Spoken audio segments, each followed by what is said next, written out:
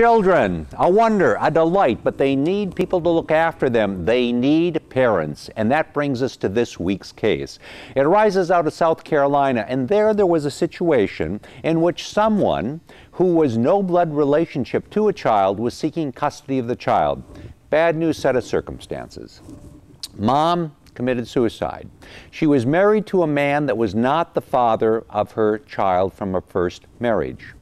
When he petitioned the court to obtain custody of the child, he was joined in that in opposition by a grandmother to the child, actually the mother of the woman who committed suicide.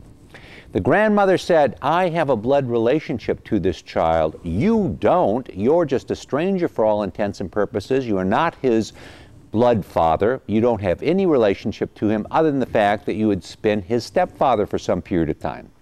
Well, the court took a hard look at this, and this is a really difficult issue because here is somebody who technically is a complete stranger to the child in the sense that he is not a blood relative.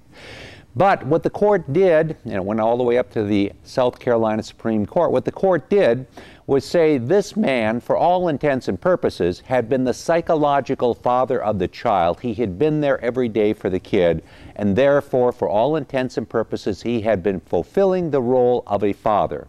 Since he is the psychological child of the father, we consider that he is best suited to serve as the custodial parent, and the court awarded custody to him. A little bit of an unusual situation where a court gives custody of a child to someone who has no blood relationship with the child. But we can see how the court struggled with this and really wanted to look after the best interests of the child and really said, this man, for all intents and purposes, is his psychological father, and we will give him custody of this child.